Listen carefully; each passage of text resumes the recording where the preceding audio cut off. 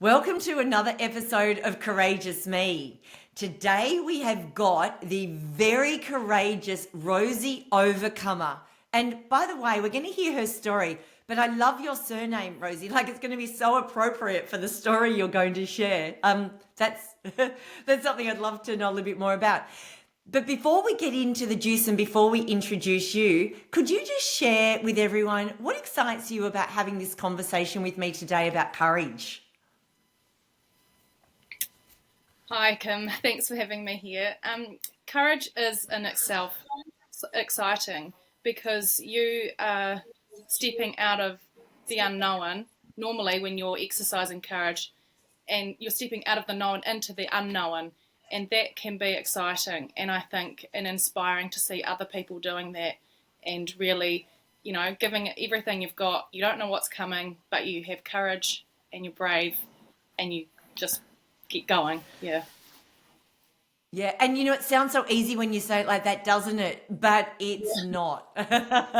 And I know that we've got a mutual friend, Benita, who has been on the podcast before, and she does know you well, has done some work with you and knows your story, and said to me, Kim, Rosie's got one of the most courageous stories of all, which is why, of course, I've got you here on the podcast. So, Rosie, and I don't know a lot about you either, so can you just tell us a little bit about yourself and what's your story? Why did Benita lead you to this podcast to talk all about courage? Let us all know about it.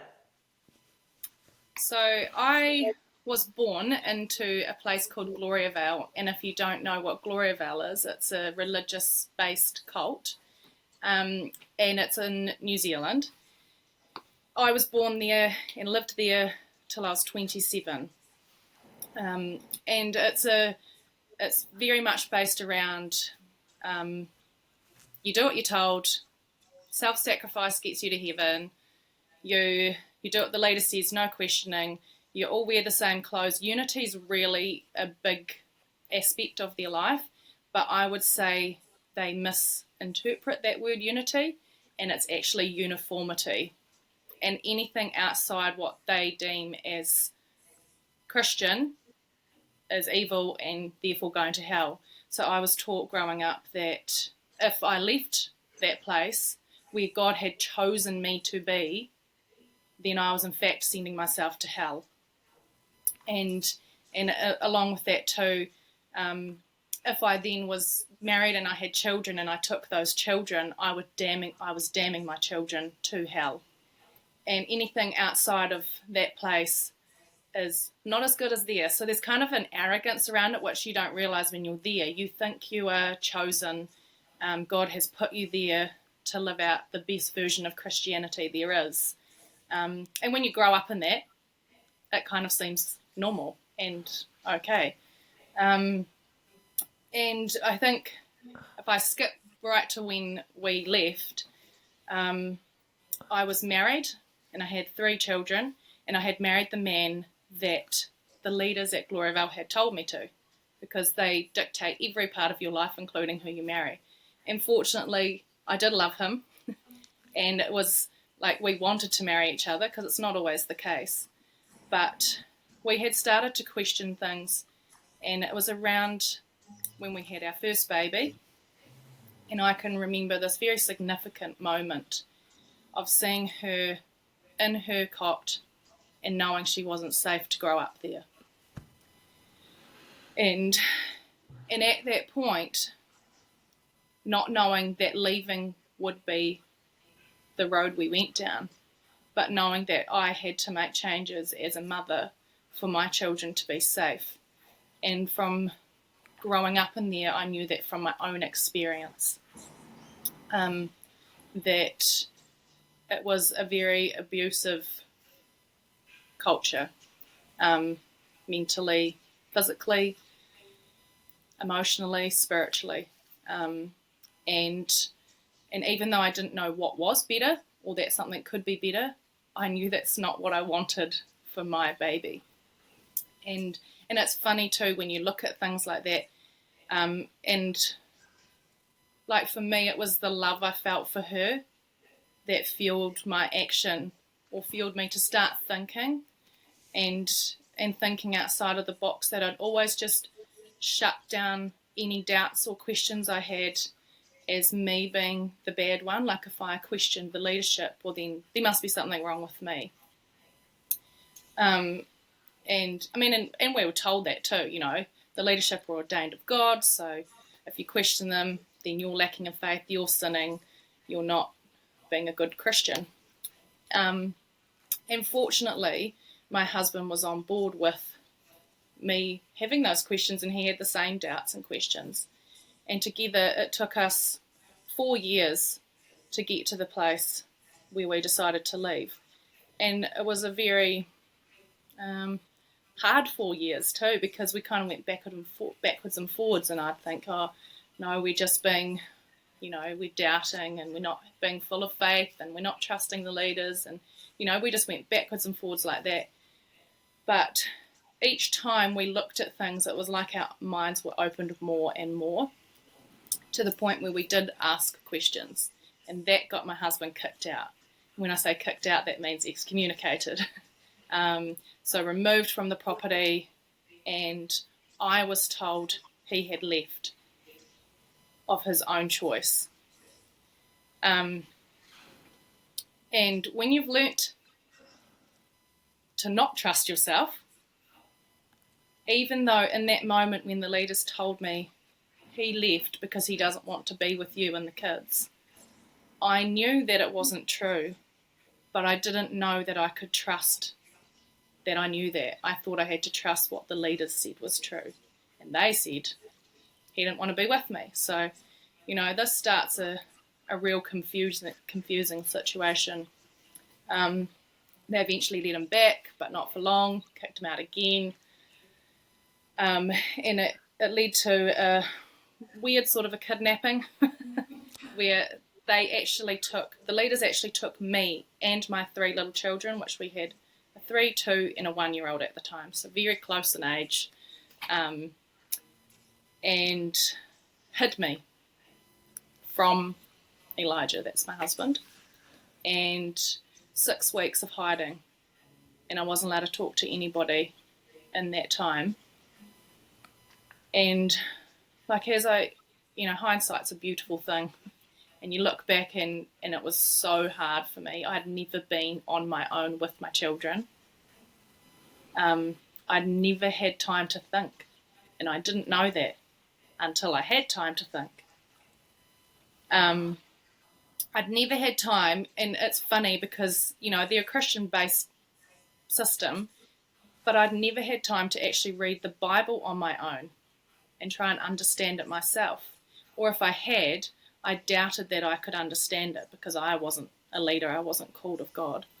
And so I spent the 6 weeks really just digging into myself, talking to God, and absolutely in a desperate situation. I remember a couple of places we stayed, there was a phone. I didn't know any numbers to call.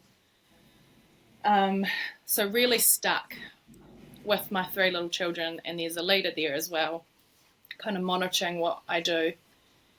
But during that time, I realised that my love for my husband and my want to be with him and be married to him was higher than my commitment to Gloriavale. And I believed that was a godly thing too. Like from what I read in the Bible, I believed, this is actually a godly thing that I want to be with him. And the leaders are doing the wrong thing by splitting us up. When we decided, they finally let Elijah back, they took me back home. There's a lot of detail in there. There's a lot of, really hard and awful and ugly things that happened during that time. But he got home, I got home, and I had one conversation with him. And from that conversation, it was like a light bulb turned on in my mind. And I was like, if the leaders have lied to me about, these 3 things, what else in my life is a lie? And I really had been procrastinating about making a decision and hoping that it would just happen for me. I'd been lazy, I guess, in that way.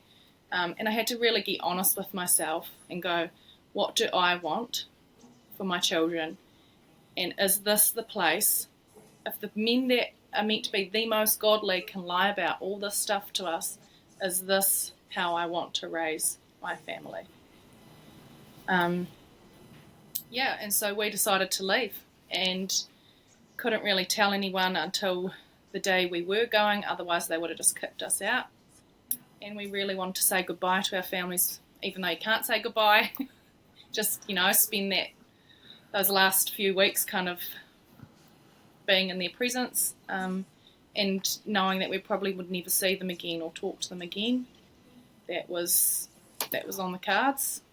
And like, I've grown up with, in this community of 600 people, and that's been my whole life.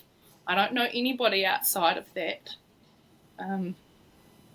But I knew that in my heart that I loved my children too much to have them grow up in that abusive culture. And I said to my husband, I can leave now, because he'd been ready for a long time. But his love for me had kept him coming back for me. And so we got called into a leaders' meeting, and really they just verbally attacked Elijah and tried to cast evil spirits into him. And I mean, it was a pretty ugly hour-long session.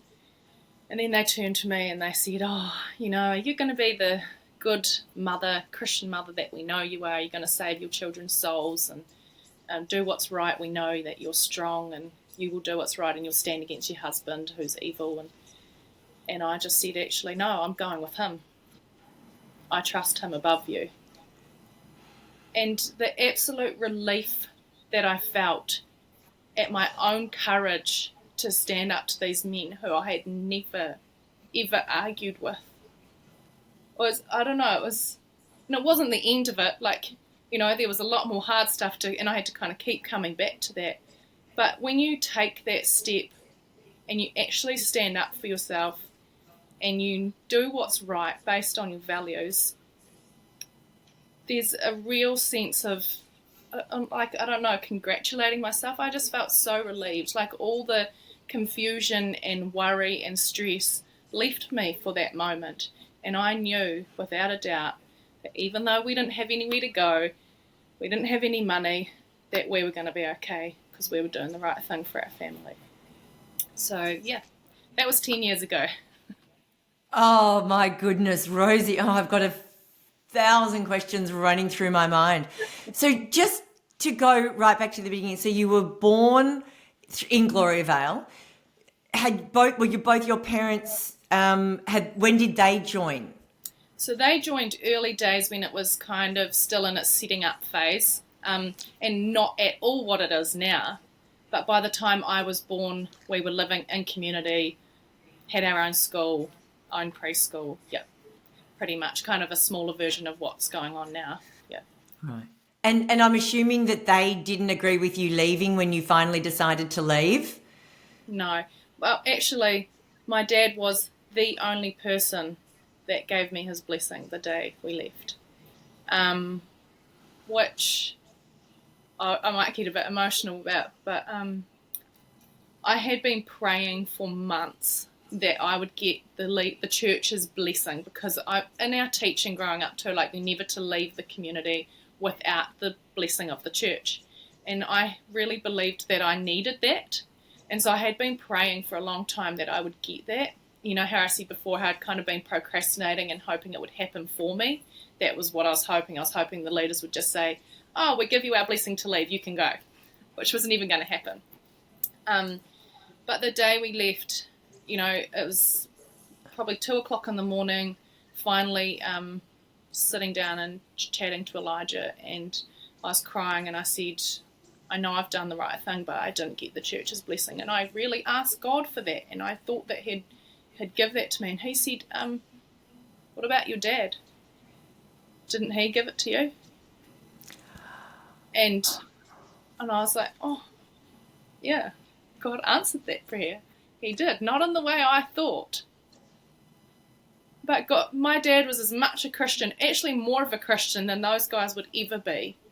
And he said to me, "You're doing the right thing for your family, and I love and I respect that. Go and do what you need to do."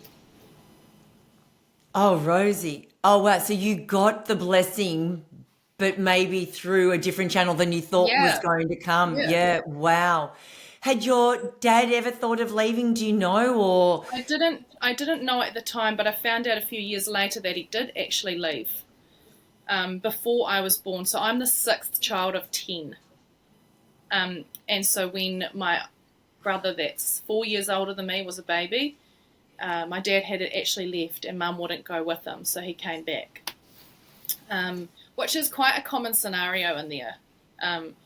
And there's no encouragement for husbands and wives to be together, which is a really strange thing because you think, oh, big families, it's Christian, they'd want couples to stay together. But if the men are arguing or anybody's questioning with the leadership, they just want them gone out because they can't afford that doubt or that influence to go through the community then and other people to start questioning. So they just get rid of them really quickly. Yeah. wow. So they literally just banish them. You're out, you're gone, you're on your own, Yeah. the whole thing. Oh, Yeah. wow. So growing up, what, if any, interaction did you have with the world outside of Gloriavale? Not a lot, but there were a few things. So when on the first community, we lived in Rangiora, well, kind of rural Rangiora, and we were right beside a main road.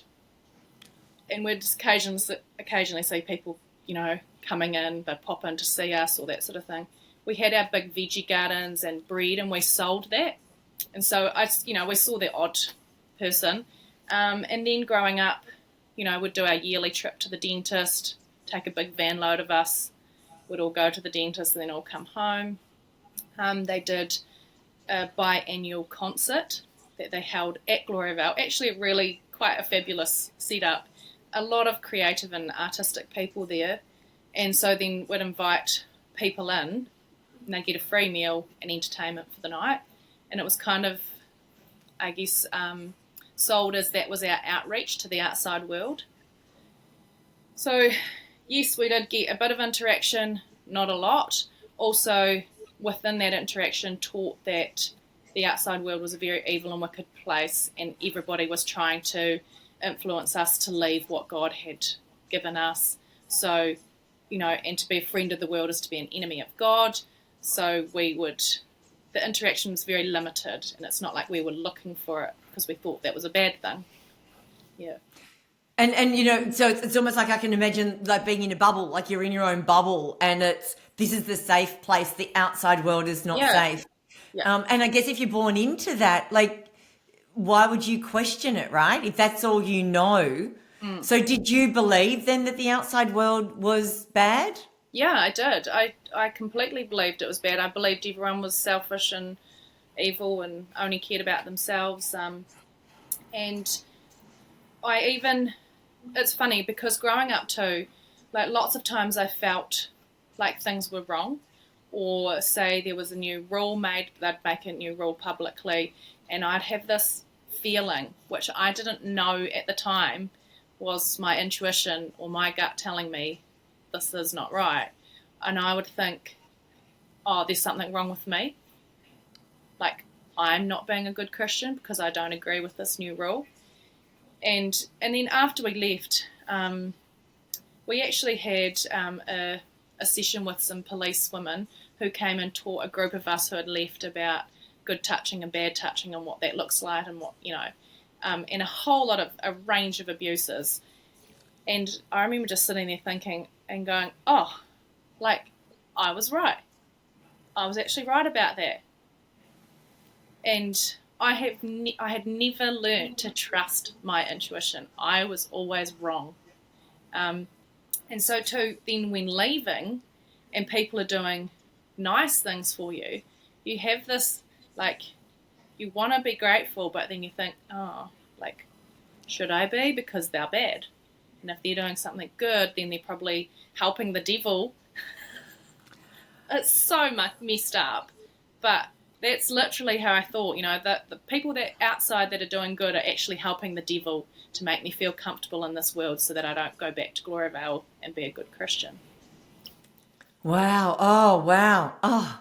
And it's so powerful you saying that you've got this intuition, you've got this feeling that something's wrong. Mm. And instead of questioning what could be wrong, you doubt yourself. You're Yeah. thinking, well, there must be something wrong with me, Mm. not with my intuition. When did you start getting a sense of, okay, this is happening too often? There is definitely something that's not right here, and it's beyond just me being a bad person. When did that sort of start, or were there some incidents or something that happened that gave you more of a, okay, I think I'm onto something here that's bigger than what I'd been thinking? There's probably a few kind of key moments. Um, I was about maybe 17, and one of the leaders, or actually he wasn't a leader, but he was kind of senior, and I was in the kitchen, and this is a very normal situation that I'm going to describe. So I'm in the kitchen, it's like a commercial kitchen, I'm frying a big pan of mince, and he walks up behind me, puts his arm around behind me and slides it down over my bum and kind of rubs it and undoes my belt. And I looked around, and everybody was just carrying on as they always did. And this has happened to me my whole life growing up. Never liked it, but very normal to me too. And I just thought, and I could see his wife standing across there, and she was watching, and she didn't seem bothered. And I just thought, this is wrong. This is not okay, and I hate it. And I just elbowed him in the guts. Well, how And did I that said go to him, down? don't, not great. But he did back off and never touched me again. And I said to him, I actually said, don't you ever touch me again. Your wife's standing over there. Go and see her.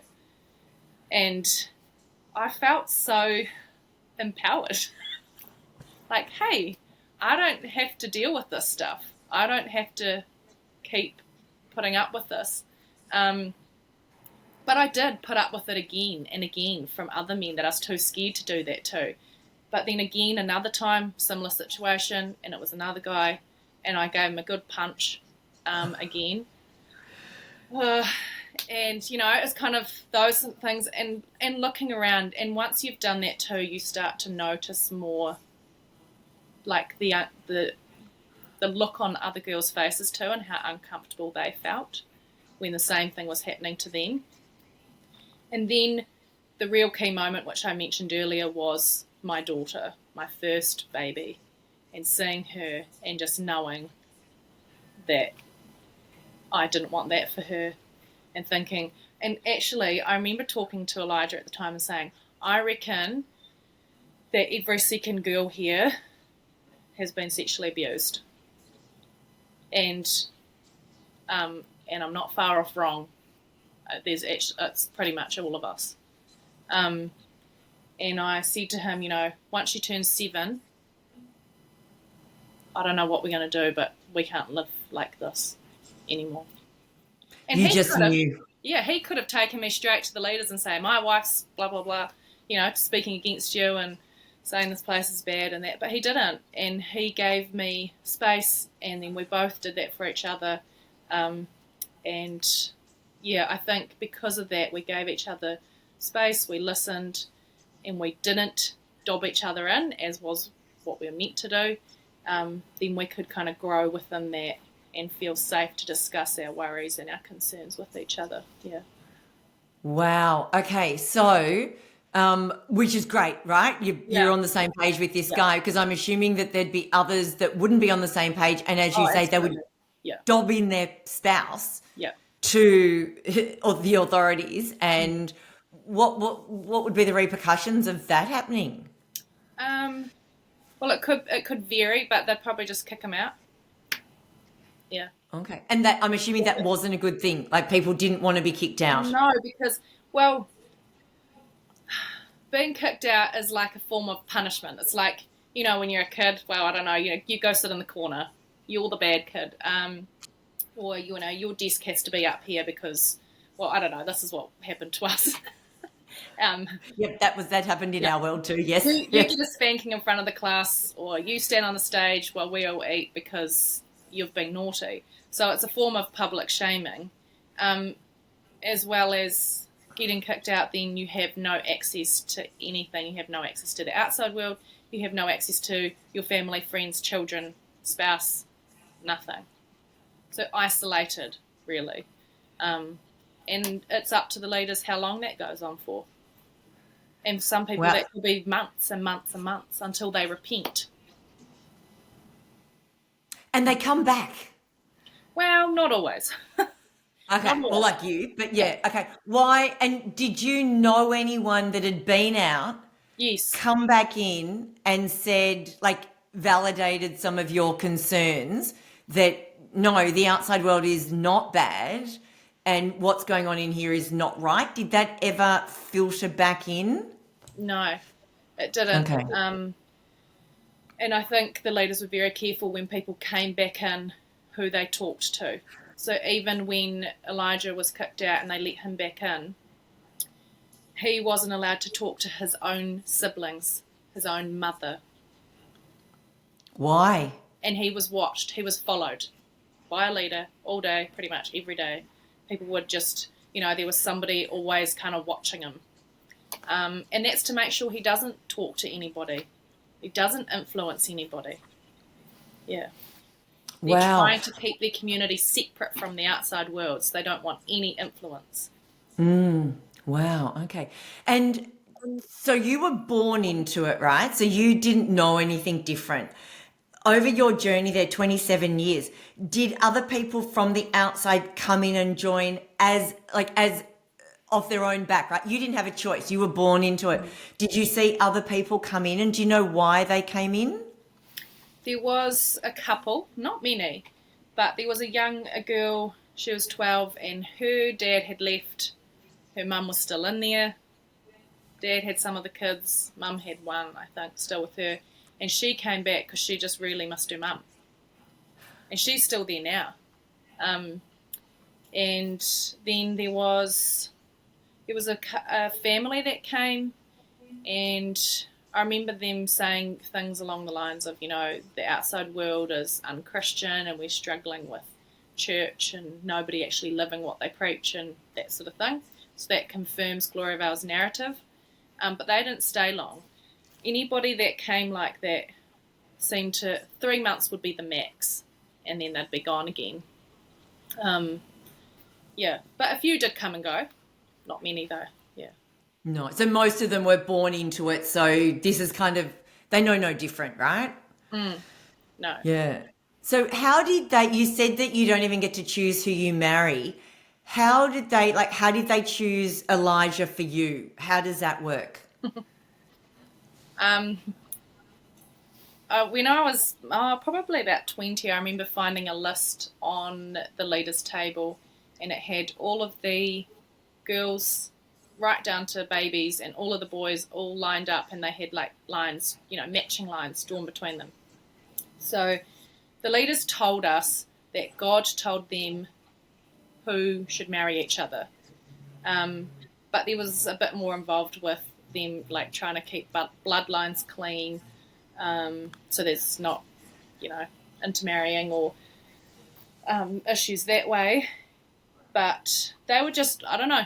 Honestly, I don't know what the reasoning behind a lot of things were, because a lot of the people that they made marry each other couldn't stand each other, didn't like each other at all.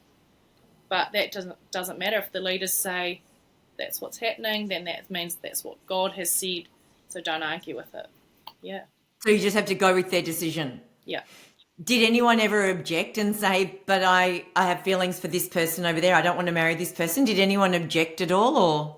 Yep, there is a couple of situations like that. There was one guy who objected and wouldn't marry the woman they said, and kind of went, I don't know, it was horrible for about probably 6 months, and then he ended up leaving because he wouldn't marry who they said. And then there's been a couple where they've chosen each other and been caught together. So if they get caught together, then they just make them marry each other. They don't get a wedding. They just sign the papers and they're now married. Yeah. So if you've got a crush, get caught with them because I'll make you marry them. Yeah. And did you know Elijah before you knew he was the guy that they were going to make you marry? Like, had you had a friendship with him, or did you know him, and if so, did you like him? I did really like him. I did know him. We'd grown up next door to each other. So in Gloriavale, everybody lives communally in hostels. So you don't have a house, you have a bedroom. Your family has a room. And so we'd grown up right next door to his family. I was really good friends with a couple of his sisters. But then in saying that, girls and boys aren't allowed to talk to each other. So you can't really get to know someone. And as well as that too, even your friend, like my girlfriends, you can't have a deep, meaningful friendship with them, because the whole system is set up on dobbing other people in. You know, you climb by putting somebody else down. So it's a very, yes, a bad setup for relationships and friendships. Even friendships, yeah, forget about relationships. So when are you allowed to talk to boys then? Or is that not until you're married to them? Only once you are engaged. Wow. So did you know you even liked boys? Yeah, I did. I did like boys. I mean, you're allowed to say the girls are serving them, and you can say the odd thing to them, but you can't sit there and have a conversation with the boy. And like, girls and boys don't go out. Yeah, I don't know, but you do see them, and they have youth events every Saturday night, and that's 100 boys and girls hanging out together, playing sport and that sort of thing. So, yeah, you have seen them, but don't really know them. Yeah, I thought it was cool. Wow. You thought, why was he cool? I don't know. Actually, he would have been the guy that talked to all the girls. Like, he didn't go only talk to one. He would just, treat us all like his, I don't know, just like his friend, kind of. If he was in passing, or if you were carrying something, he was walking past, I don't know, just treat you really well. Can I carry that for you? Or, he was always actually getting in trouble for talking to the girls.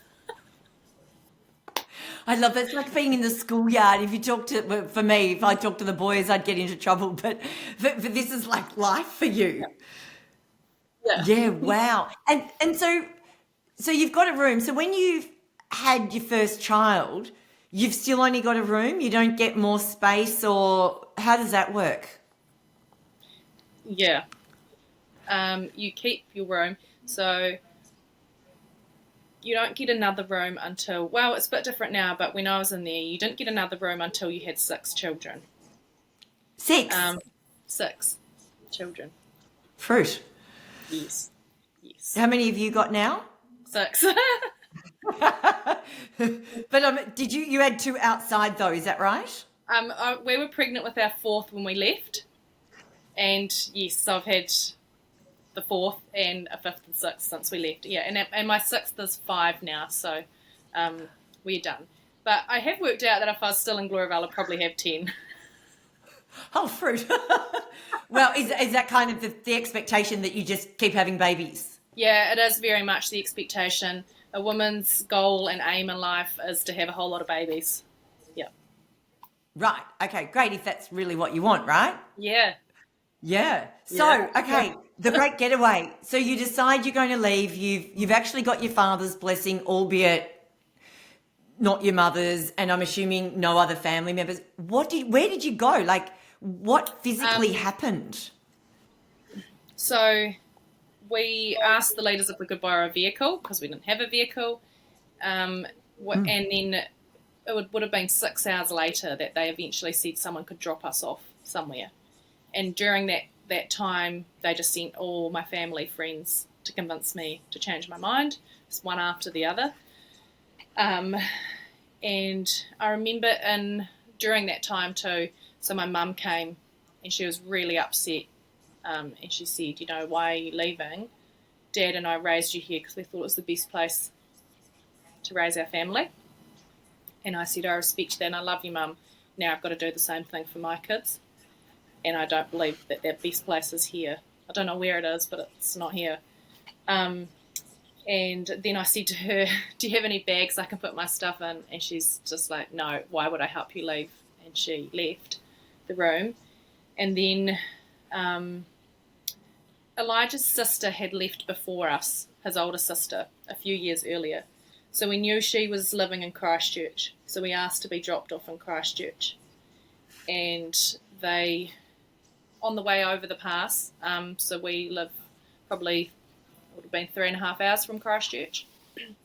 The vehicle that we were getting dropped off in broke down. And the guy who was driving, and actually me as well, right at that moment I was like, is this God telling me we're doing the wrong thing? You know, is this a sign? And the guy driving said, you know, oh, this is God telling you you've done the wrong thing.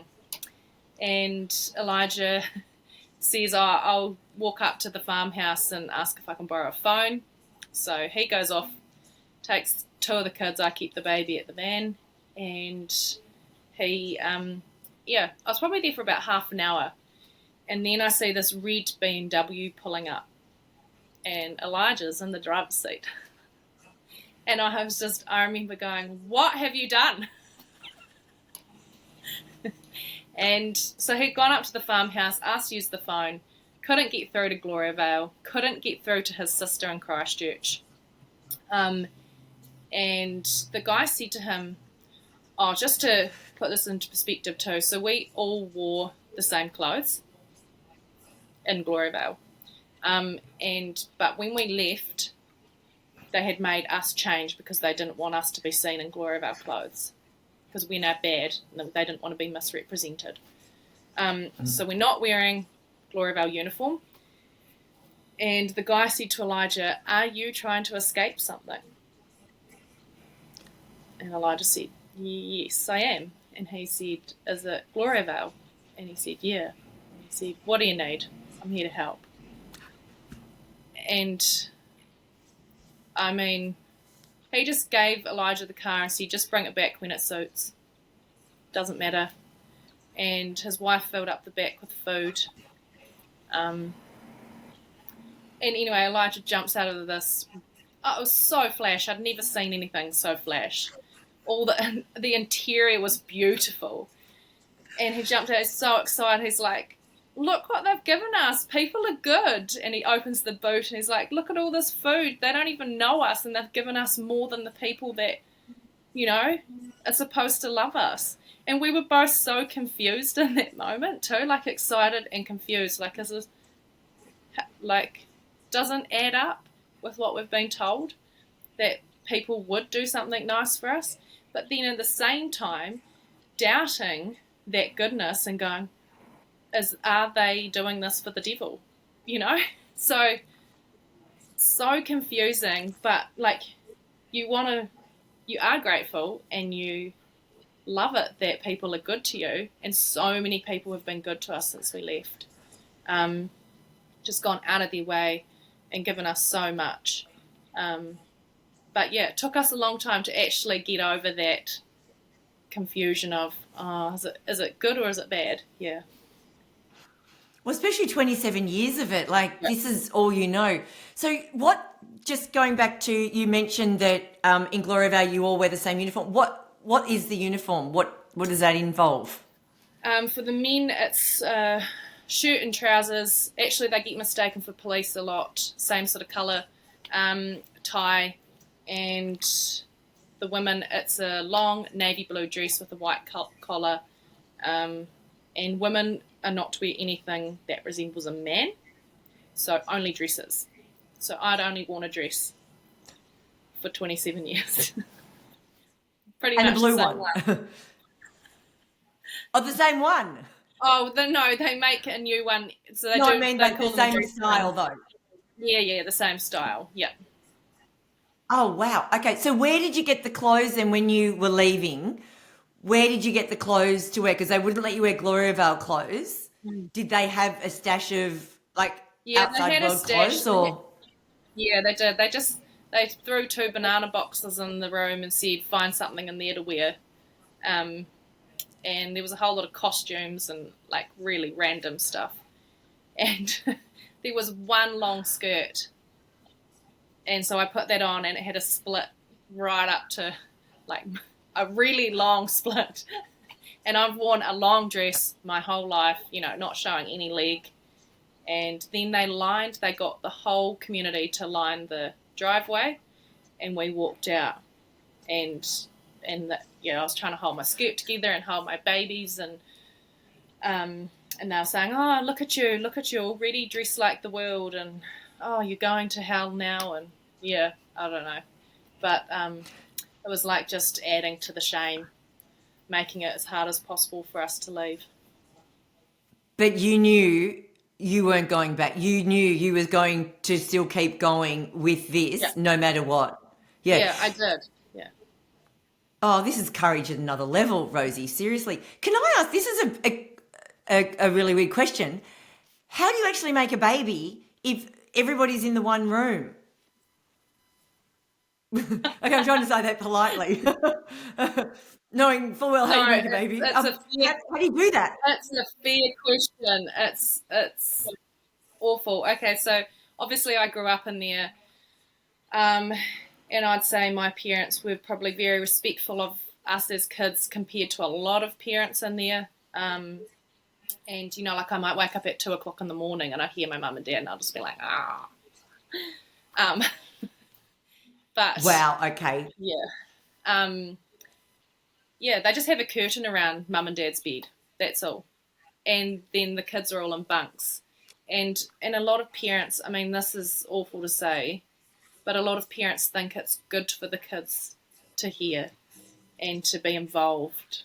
And they think it's educational. And yes, but fortunately my Well, I parents... guess it encourages. Yeah. Mm. So if you were living with your parents and Elijah was living with his, when you married, where did you live? What happened there? We got our own room then. I was 22. That was the main reason I wanted to get married, so I could have my own room. Well, that's aspirational. Yes. Yeah, of course. Right, so you at least get your own room. You're not then at your parents' or his parents', so there is a little bit more privacy, I guess, at that stage. Yeah, wow. And just, did you ever take the red BMW back to the lovely humans outside of Gloriavale? We definitely did. We took it back the next day. Yeah. Got hold of Yeah. Elijah's sister and some family, and they helped him drop it back. So Wow. So now you're out. You've got your red wheels. You've got to Elijah's sister. What happens from there? How did you? You said 10 years ago. How did you make a life? Like, what did that look like? Especially if you knew no other life other than Gloriavale. that's a good question. I think what you have learnt in Gloriavale is to work hard, and I think people that live in Gloriavale or that leave are very resourceful as well, and kind of happy to do anything because you've come from not having a lot, and really having to make do with whatever's on hand. And actually, it was probably the day after we left, Elijah got a job stacking firewood. And he'd been managing their dairy farm. But he was like, I'll do anything. I'll do anything to get work and provide for the kids. And like, we had taken a tent when we left. We thought we'd be living in a tent. We had stolen a tent. Taken, yeah, just without permission, right? Yeah. And I mean, let's be fair, we'd probably earned the tent anyway, we'd just never been paid, so yeah. Anyway, he got a job and that was in Christchurch, but because he is a farmer and he'd been managing the dairy farm and a deer farm, he went looking for a job like that, as well as it's quite good because most of those jobs have a house with the job, so it makes it a bit easier then on the family.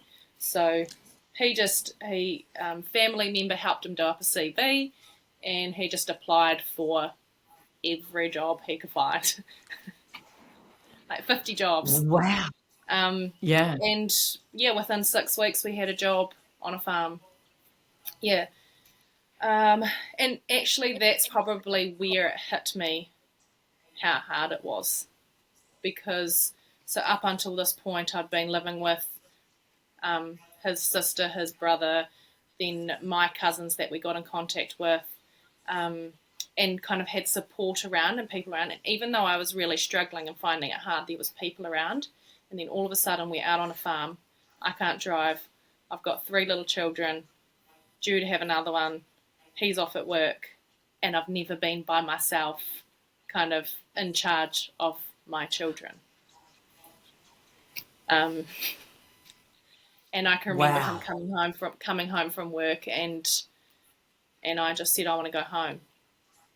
And Back to Gloriavale. yeah, because I was so lonely. And if I look back, like I can't remember details of that time, but I can remember being cold and lonely. Yeah, and not having anyone to talk to. I've grown up being with adults my whole life, and now I'm just with these 3 little kids, and I loved them, but I didn't know what to do with them. Um, and he said, "Well, can you remember why we left?" And I was like, "Oh yeah, that's right." Yeah, because one um, of my questions is going to be, did you ever have any moment when you thought you wanted to go back? And oh my God, yeah, if you've grown up with people around you all the time, like 24/7, and suddenly, yeah, you're on your own with just 3 little kids and pregnant with another. That, that's isolating for those that, still have in the outside world on its own, let alone when you've never been used to that. mm. So Yeah, what did you and I knew do? nothing too. Like I didn't know. I mean, I did know there were preschools and schools, but I didn't think that it was Christian for me to send my kids there. So I had no connections. I couldn't drive, so I couldn't take the kids to anything. Um, and I had to learn how to use an EFTPOS card and grocery shop for 5 people instead of 500, or just quite a different scenario to what I was used to. Missed my sisters like crazy, and my mum. Like we had a great relationship, and I think probably for the first year I really struggled with that, and I would actually, I'd go to my room when I got too overwhelmed with it, and I'd work myself up and I'd get freaked out, and I'd think, oh, you know, have we done the right thing, or this is too hard, or I've got no one to talk to. Um, and I'd go down to my room and I'd just sit on my bed and work through the steps, why I had left, why did I make this decision, what do I want for the kids, and kind of calm myself down. And I would have had to do that sometimes 3 times a day, and then it just got less and less over time.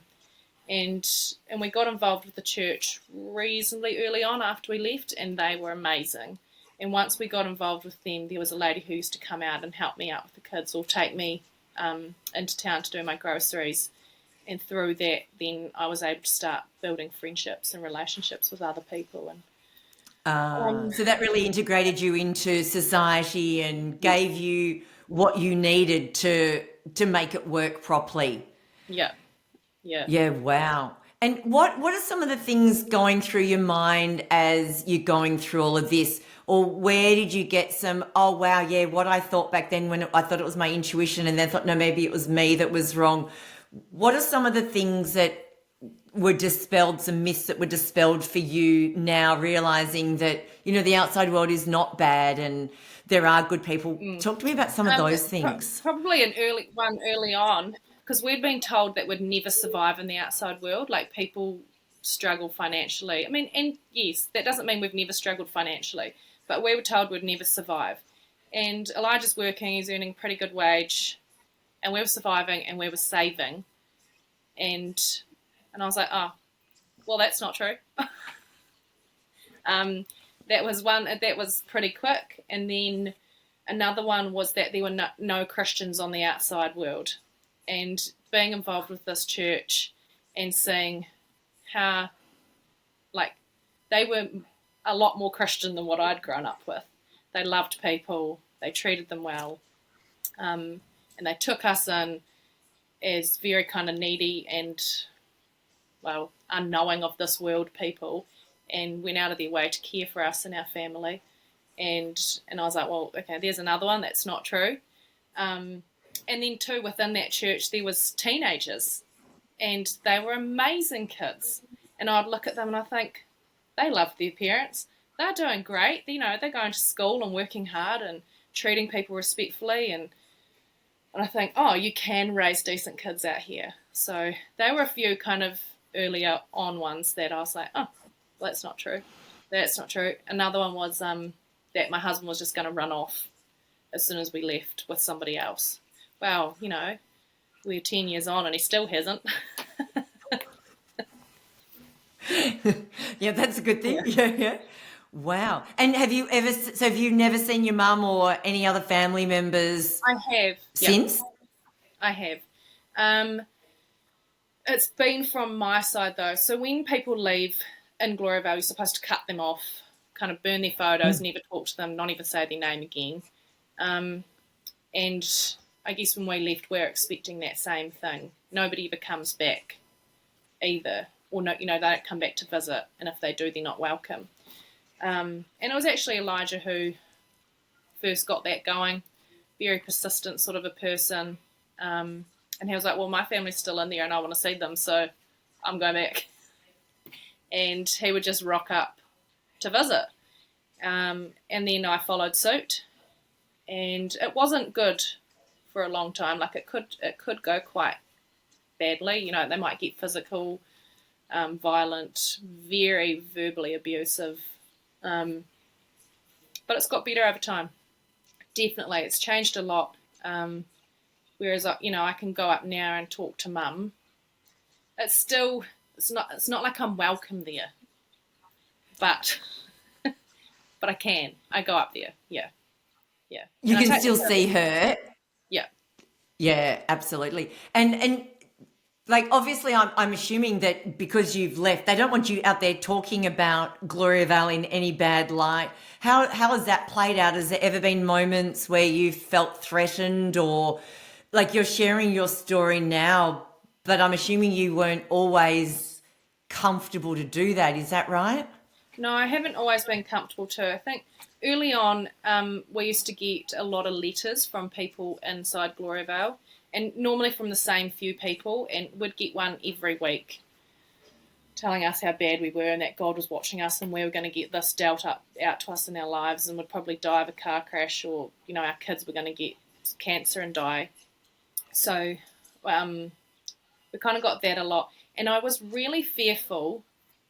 And if I look back, I don't have a lot to base this off, but I was really fearful of Gloriavale people finding me and, say, seeing me in a public place and being abusive to me.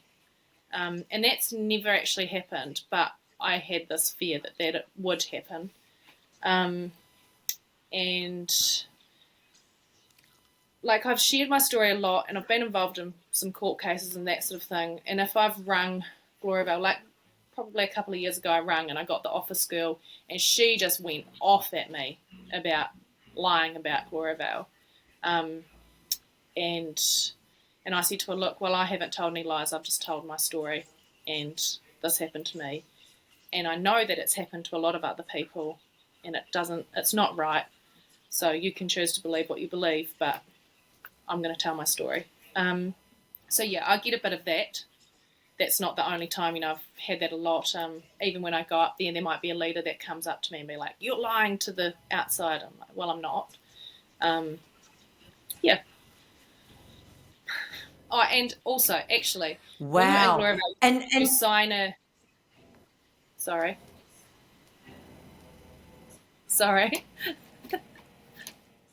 yeah, Go. no, don't worry. It's saying the internet's going crazy. Yep, just keep going though. It'll work itself out. So in Gloriavale, you are expected to sign a commitment by the time you're 18. And in that commitment, it says that if you ever leave, you'll never speak to the media or any lawyers or take Gloriavale to court. and they've done it as a legal document, but it's not legal.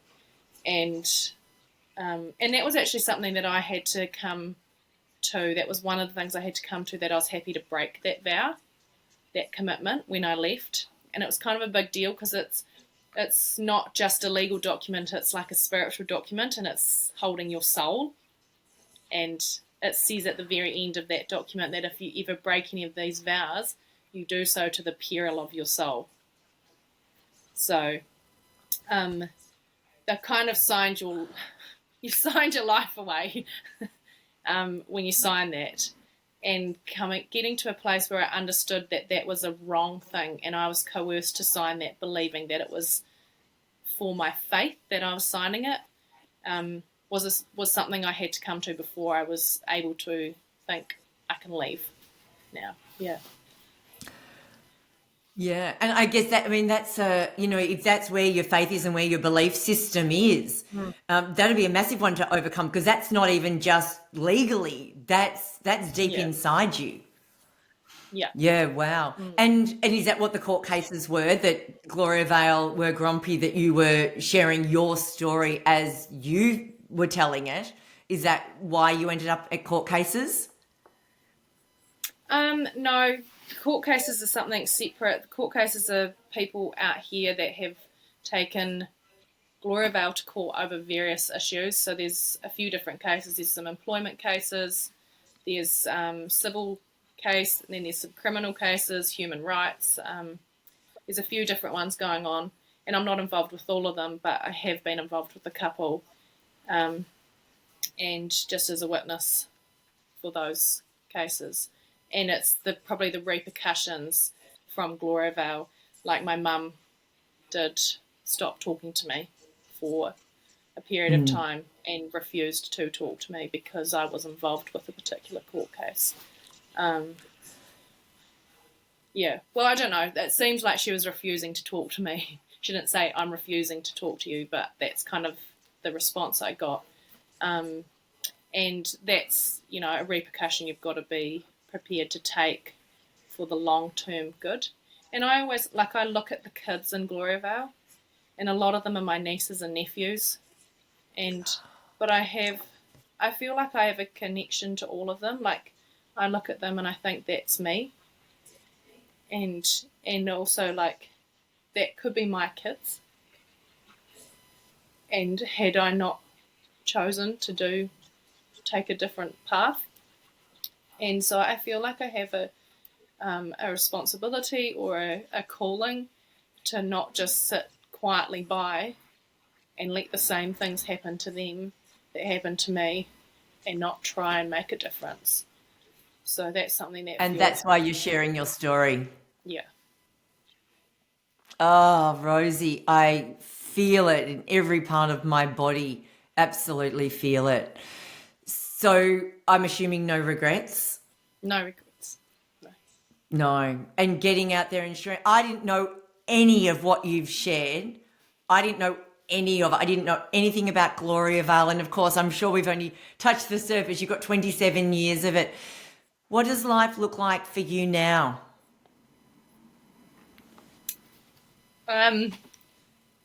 Exciting. So we have, my husband and I share milk a dairy farm. So if you don't know what that means, we own the cows and somebody else owns the land, and we go 50% in the profits, 50% in the expenses, kind of thing. And so we own 800 cows there. We're doing that. We've got 4 staff on that farm. And then we've got another farm that we are doing a similar thing with, another 4 staff there, but that's a lease to purchase. Then we've got a tree planting crew. We've got another farm that we lease that we've got lambs and cows and whatever on. And then I'm on the Gloriavale Leavers Support Trust. I'm on a school committee. Kids are all at school, 3 different schools. And yeah, and I'm trying to do some speaking, public speaking. So yeah, that's us in a nutshell. Absolutely. Oh my, this is amazing. So what is, and my next question is going to be, but I think I've almost got the answer. What's the next courageous thing that, you've got to really reach in and find that courage to do? It's actually to write a book. I want to write a book. Yeah. Are you into it? Have you got it? I've got a few contacts, a few people that have reached out and said, get going. We can do this for you. Got an editor. Yeah, I think I was actually thinking about it this morning. And I spoke earlier about how it took me being honest with myself about what I really wanted and to stop procrastinating and being scared of the unknown when I left to make that decision to leave. And it's the same with this. I need to think about what I really want and stop procrastinating. Which is, I think, a lesson for everyone, Rosie. Yeah. It's kind of a life thing. So many of us have things we want to do and we procrastinate or we let fear get in the way. And you've certainly proven what you can do with your life when you let courage, take the front seat and let fear jump in the back. So, wow. Absolutely. Just yeah. wow. Now, I believe you have got a speaking gig coming up. Do you want to share that with our listeners? Yes, so there's a big event, a leadership sort of conference in Auckland, New Zealand, and Benita is running that, and I'm speaking at it, along with some other amazing humans. So that is, when that is, 30th of October, a Monday, and if you're listening to this, you can use the code COURAGEOUS to get the early bird pricing, and that will last for a week. From when this podcast is released. Beautiful. And I'll put all the details in the show notes because it's not only hearing your story, but Benita, who's running it, who has been on my podcast before, she's got an amazing story and other speakers. So, yeah, anyone in New Zealand, this is you've got to get to this event. So, Rosie, I cannot thank you enough. I literally could spend the next couple of hours just wanting to learn more. It is so fascinating, but your courage and your questioning and going against something you've always known because you knew there was a deeper something inside you, trusting your gut, absolutely golden story. And thank you for sharing it. I know this can't be easy for you and it must bring up so many memories, and I could see by the emotion, but thank you for doing it because the message is so strong and so powerful. And here's to you and your next adventure and to your book. I can't wait to read your book and to see you speaking on more stages. Thank you. Thank you so much. Thank you for having me, Kim. It's been lovely to chat to you. You're an amazing host. You made me feel very comfortable. Thank you.